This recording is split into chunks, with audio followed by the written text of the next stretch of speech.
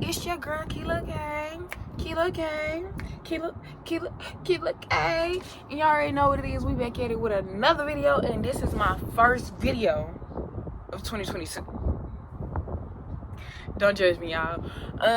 Life been crazy. I ain't gonna hold y'all. Life has been crazy since I dropped my last video. My last video was probably dropped like, I'm gonna say either January of last year. I would have to go back and look, but that's beside the point. We back at it again with another video. First video of 2022. Today is October 25th, 2022, and it's almost the end of the year, and this is my first video of the year. That's the crazy part. But that's okay, because your girl is back and I'm better. Life has really been crazy, and I'm just excited to get into it. So let's get into it, period. So today's video is really just gonna be about my life journey, where I've been, what's been going on, how I am, and let's get right into it. So these past couple months been some tea, y'all. Like, it's been some shit. Not really though, but it's just more so with my family and things like that. I've came to the realization that just because you blood don't mean you family. And me saying that is not to bash any of my family members. I love my family dearly. It's just the way, day and age, how we were raised versus like how I was raised versus my mama generation versus my granny generations versus my great granny and them generations. It's just down the line you can see the different traumas that we had to go through. And me personally, I'm not for it. I'm not. And I hate that some family plays that, oh, you got to get it how you live, you know, that tough love card, because that's not what we here for. That's not what we are family for. We are family to protect each other. We are family to hold each other down. We are family to get through tough, thick times together. But the fact that y'all are causing the tough, thick times, baby, don't get into it with me, please. And that's the point that I'm at with my family. We're gonna get into it. Just because since I was, as long as I can remember, since I was like in high school, barely, maybe middle school, honestly, maybe middle school. It's probably middle school for me. Life just been rough. Specifically, I'm only talking about my mama.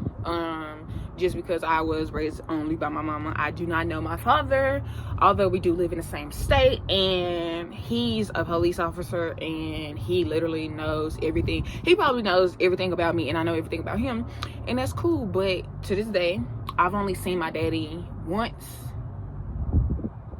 maybe twice. I've seen my daddy twice in my whole life. Since, mind y'all, I'm 23. I've seen my daddy twice in my whole life. The first time I seen him, it was willingly. He came, we spent the day together, and that day that we spent together, I know that if I would have known my daddy, if my daddy was in my life, I would have been a daddy's girl, just because that day I was like, even though like I've never talked to my daddy, anything, that one day that I spent with him, it just felt like that piece of me that was missing was back, you know. And that really sucks for girls who don't have their fathers. I truly feel bad for any female who does not have a father figure in their life. Not even a father figure, but their specific father, because it's different. Yeah, you have father figures, but at the end of the day, that's still not your father. And I'm not trying to be that person, but I'm just being literal. That's still not your father, so that bond, you will still always feel that empty hole. With that being said, not knowing my daddy, the second time that I seen my daddy, I was at church. And when I was at church, this time was not willingly. He did not know I was there. That was my my home church, the church I grew up in. And I remember it like it was yesterday. I promise I remember like it was yesterday. I think it was my granny. My granny was like, ain't that Keela daddy? So then my sister tapped me. She was like, Keela, look at your daddy. I look, I'm like, that is my daddy. So then fast forward, service over with. Me and my sister have one thing about me and my sister. When it's time to go, baby, we gonna go. So me and my sister, we was on a mission. We was like, when church over with, we going over there. Period. Mind y'all, I'm like 8. I'm 8. So if I'm 8, my sister is like 12 and a half. Yeah, she like either 11 and a half or 12. My sister 4.5 years older than me. So, she probably was 12. But I don't know. I can't remember the exact year it was. But, so, like I said, service over with. Boom. We finna go over there. When we go over there to the seats that my daddy was at, child, when I tell you rocks, he was not there. He was gone, like, quick flash in a hurry, like, and he was with his wife at the time.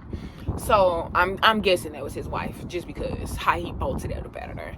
So me and my sister, we, mind you, the church that I grew up in, mind you, I'm sorry, somebody just texted me. Mind you, the church that I grew up in is not that big. It's literally like a single family home. It's built like a single family home, but they have upstairs, like, you know, and it has a downstairs, but it wasn't a big church. So me and my sister walked around that whole church. He was gone. Like, when I say gone, he was gone. Like, it made no sense how fast he got up out of there. And y'all know how black churches be, baby. That line to get up out the church be long, baby, like long. So the fact that he left so fast, he knew he was full of it. And another reason why I feel like my daddy do not be in my life, because from my understanding, my daddy was married when my mama got pregnant with me, or was engaged, so and so, because I have a brother that's 6 months older than me. So you know how that goes. And I think I was a love child. So I feel like that plays a part in why he was not in my life, just because I don't think his wife knew. His and I have other siblings on my daddy's side. Like, I have a brother and I have 2 sisters on my daddy's side.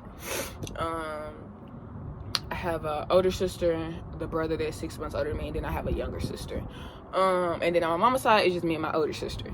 So with that being said, it's just because my mama tried to reach out to the older sister mom on the daddy side, and she was like, I didn't even know he had another child. So when I put the clues together, I'm thinking she did not know that he got my mama pregnant, and my mama didn't know that he had another baby on the way, because one of my, you see how what's done in there comes to light.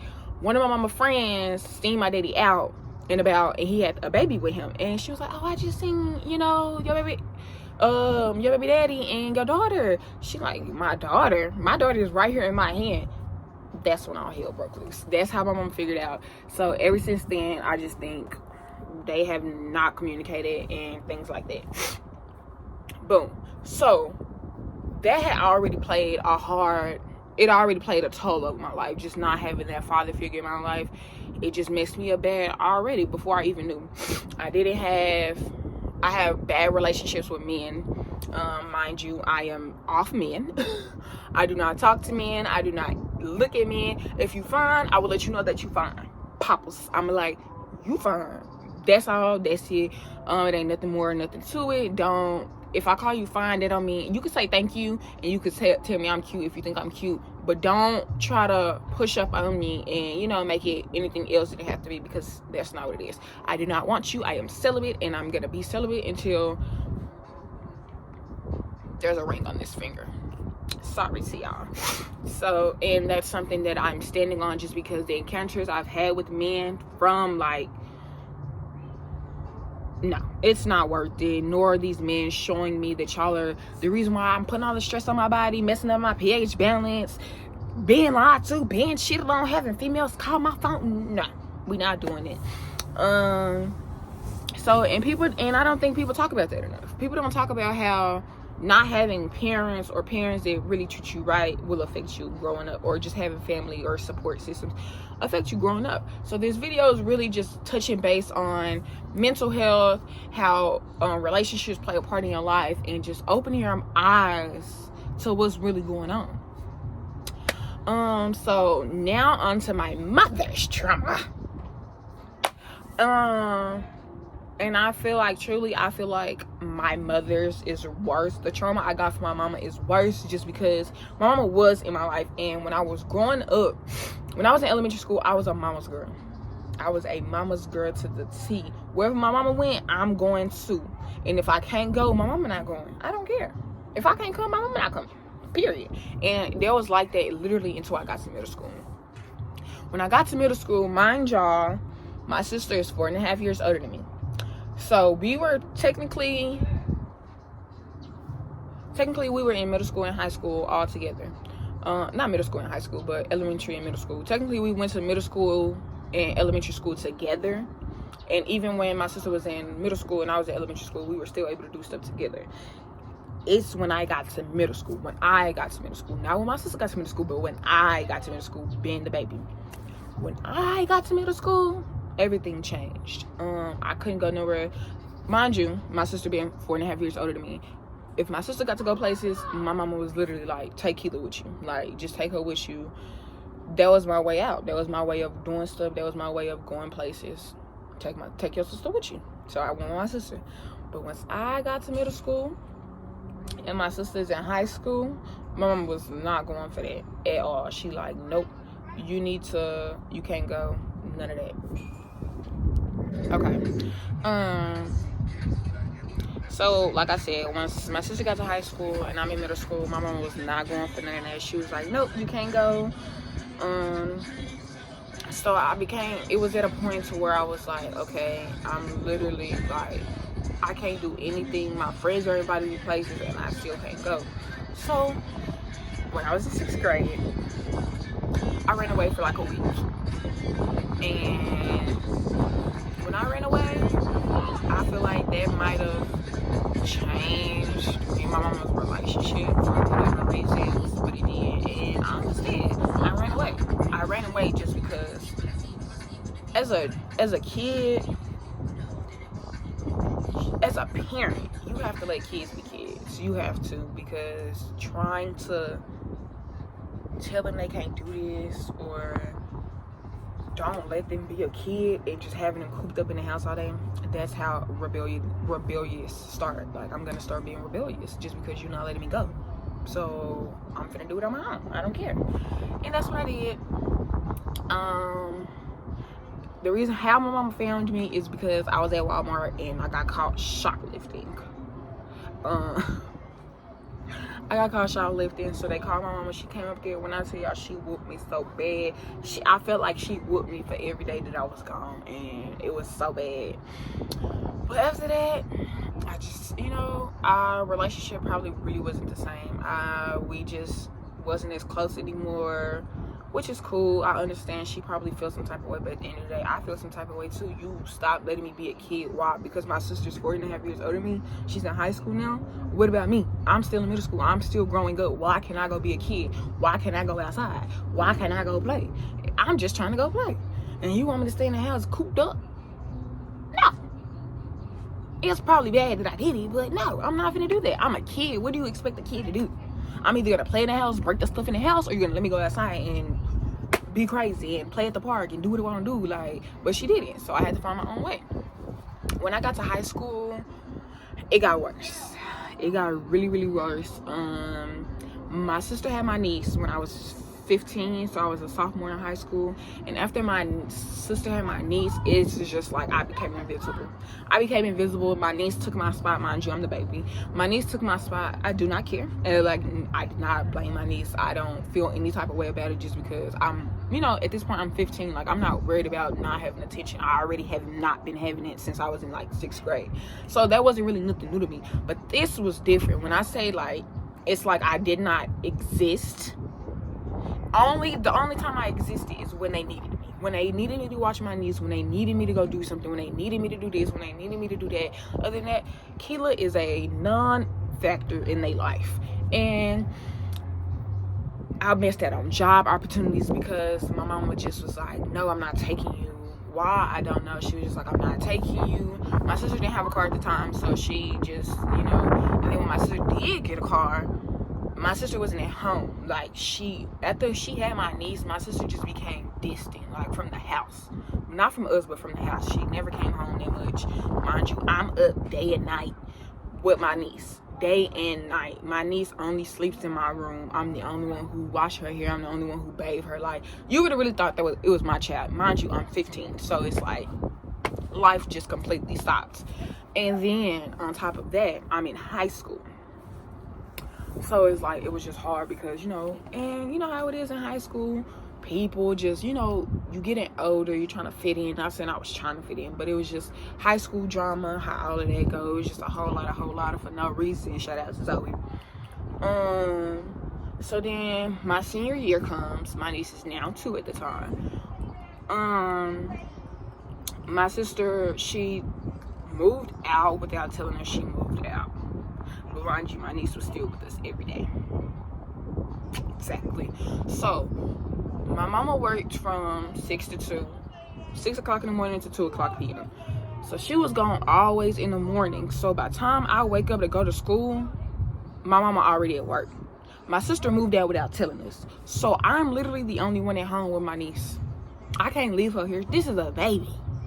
So I literally missed out on so much school because I was stuck at home with my niece. Y'all would have literally thought that was my child, and it wasn't. And I never complained. I never did anything. Like, I never, spoke how I feel just because that's my niece. And my niece is my most prized possession. Like, it's war behind that one. Every time, anytime, any day of the week. Like, let's go. Don't play with me behind my niece. Like, it's crazy. And I'm grateful for that because our bond is very rare. Like, nobody in our family has the bond me and my niece have. And I promise you that. Just because I listen to her. Like, I can tell when something's wrong with my niece. I can tell when she's upset. I can tell when she's crying.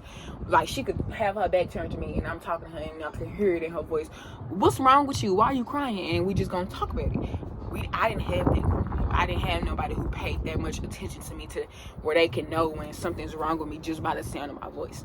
I didn't have that, and I'm okay with that. And I'm grateful that me and my niece have that bond because I can see the way I was brought up being happening to her just because you know how sometimes with kids, they're just let kids be kids. They don't pay attention. So I'm not saying that they don't pay attention. Nobody pays attention to my niece. It's just everybody works. Everybody is crazy. Cool. Me? Oh, I'm gonna watch this one because my niece, she reminds me so much of me when I was little. So that's why I'm so hands-on with her, because I don't want her to fall victim to half of the stuff or all of the stuff that I fell victim to just because nobody paid that much attention to me. So that's not happening with her. We're not doing that. We're breaking curses over here. With that being said, my sister moved out without telling her she moved out. So in my high school, most high schools have truancy. My high school didn't have truancy. They had absence makeup. Well, it wasn't truancy, but it was just like absence makeup. I had 6 hours of absence makeup left the day of graduation. The only reason why Keela was able to walk across the stage is because the relationship I had with my counselor. Me and my counselor's relationship was like this, just because she's one of those counselors / teachers who takes pride in her work. Like, she's literally a counselor because she knows kids have tough times at home. And I literally talked to my counselor about everything that I ever went through, and she looked out for me like I was her own. And she was my counselor my whole 4 years of high school. Counselors, it works by your last name. My last name started with a K, so she just so happened to be I think she was like A through L or A through M. So I fell in that category. She literally signed off and said that I did all of my hours, and she told me at graduation, she was like, you still have 6 hours left. I hugged her so tight because if I would have never graduated, the way I would have spazzed, baby, the way I would have spazzed so bad on them, it would have been so bad, like we probably would never talk to this day. So after that, after graduation, I was like, I graduated at 18, so now I'm 23. So like 2019, I partied hard just because, like I said, my mama didn't let me do nothing when I was in high school. My first time going to a party was after I graduated and after I bought my first car. I had to buy my car. I bought my car. I was the one whipping my stuff back and forth. I was the only reason why I was able to do anything. Period, point blank. Anybody tell you otherwise, they lie. I promise. Left hand up to God. So then 2020 come around, COVID hit, life just got rough. And when I mean life got rough, it got rough. I'm not gonna get emotional, but I might. In 2020, in May of 2020, I lost somebody who literally played a big role in my life. I can feel it coming. He played such a big role in my life, and we grew up together. I met him when I was in like 5th grade. I met him when I was in 5th grade, and we grew up all the way, graduated together. He was unfortunately taken away from us at the age of 21. He left behind a pretty little girl, Royalty. But when he left, life just was like full force. Depression kicked in really bad, and my feelings and how I viewed life and just how I went about things, everything completely changed. And with that being said, I tried to get, be more family oriented, but it did not work. As much as I tried to move forward, when it came to me, they pushed me back two steps backwards. My mom and my sister would call me for anything. I'm gonna give it to you, no questions asked, no hesitation. I'm not gonna ask for it back, because at the end of the day, you are my mother, you are my sister. Why would I tell you no if I have it? That's not how it works. But when it comes to Keela, no, I don't have it. They gonna make up a lie. Oh, you not finna use my car, you not doing this, you not doing that. I just feel like they don't want to let me be great. Like, y'all did so much to me that y'all really meant, like, inside, that y'all do not know. And the fact that y'all are still doing it to this day, and y'all think I'm just supposed to accept that? And no, I'm grown as hell. First of all, grown as hell. I don't care who you are. If you don't show me the same respect, I'm not giving it to you in return, and I'ma still be respectful at the end of the day, because you, as my mother, taught me that. But y'all don't. Yeah. So I moved out when I was 21. When I moved out, I feel like our relationship started to get better, and that's when I realized that our relationship is better when we're not under the same roof. So when I moved out, things got a little bit better. We talked a little bit more. We had more conversations, like, just about stuff, doing stuff with each other as a family. In June of 2022, I unfortunately lost everything I owned. I lost everything I owned, so it resorted to me back being with my mother in the same household as all of them, my mother, my sister, my granny. So now at this point, I lost my job, lost my apartment, lost everything. Struggling for money, struggling to keep my phone bill on. I had to change my phone 4-5 different times just because my phone got cut off. So now I gotta go try to finesse another phone company so I can have a phone, because at the end of the day, I need a phone. Nobody do anything for me, so the least I can have is a phone. So I was just running through phones. My number has, in the year of 2020, my number has changed 3 times, I think. So that explains everything right there. So I come back home. It's just a whole lot of, if I'm coming back home from losing everything I have, what makes you think I'm obligated to give you $200 a month? Not saying that I just think I'm supposed to live here free, but in the same sense, why can't I? Y'all are my family. Why don't y'all want to help me get back on my feet instead of still taking from me? It don't make sense to me. It's just because, were you having these same financial issues before I was here? And if that's the case, do not pin that on me like it's my fault, because you were having those issues before I was here. So now that I'm here, you're trying to make it seem like it's my fault. Oh, I'm paying all this extra because you here. No, you had them issues before I came. So when I get here, don't make them issues my problem. Make it seem like that it's my problem at that. Make it seem like I'm the reason why you having all these issues, because that's not the case. Let it be known that you had that beforehand, and you just trying to find an out. Because if you would have came to me as a woman and been like, okay, I've been having issues, I didn't tell nobody, but since you here now, I need a little help. That's different. But just coming at me like I'm the reason why you struggling, no. Because when I lived with myself, nobody was helping me pay no bills. Nobody was coming back and forth picking me up, doing anything for me. No. So don't make it seem like it's me when it's not.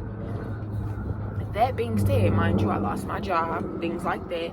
So I finally get a work from home position. And it's so hard. It's not hard to get a work from home position, but it's hard to get a work from home position just because everybody want to work from home. They don't have to leave their house. Why would I? If I don't gotta leave, why would I? So boom, everything locked in. Boom, boom, boom. Orientation is set for the 20th of this month. This was 5 days ago. 5 days ago.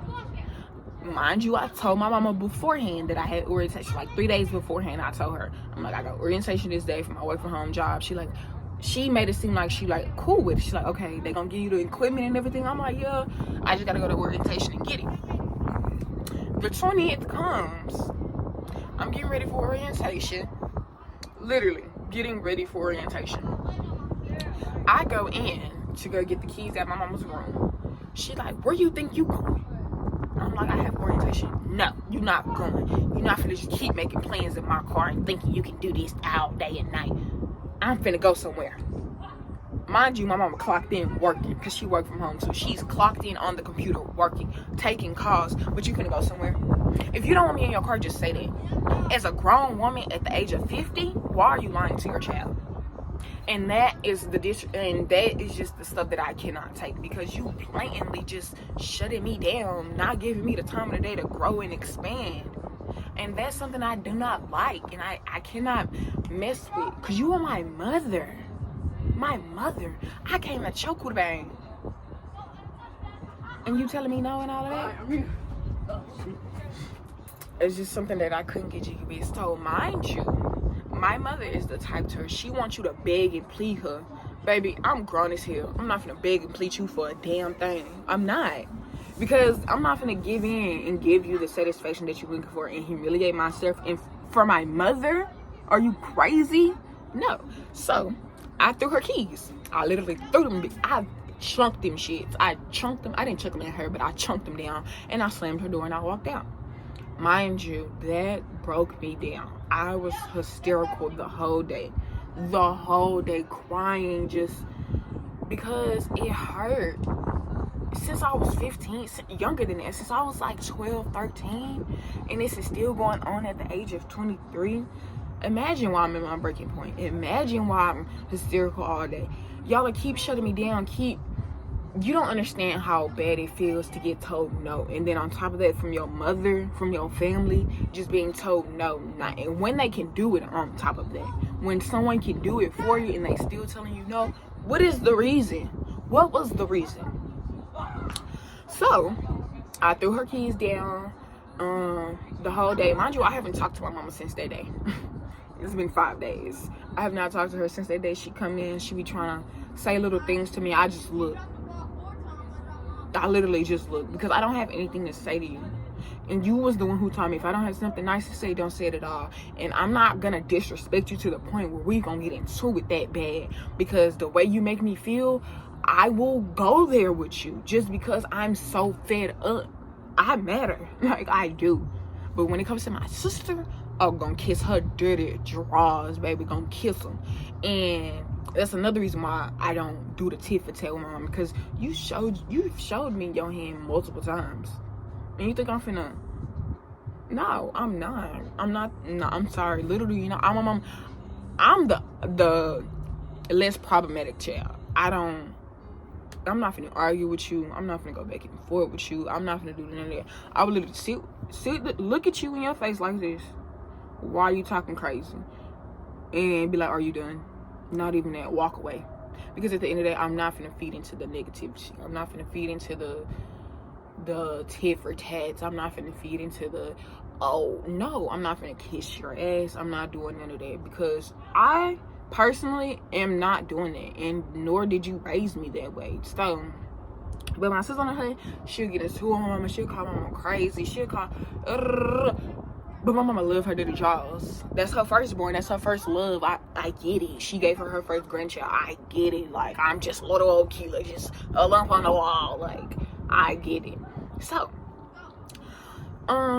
as the day go by, my sister comes out, she tell me, she like, oh, she thought of something, you need to show her proof that you have to do this and that for you to use her car.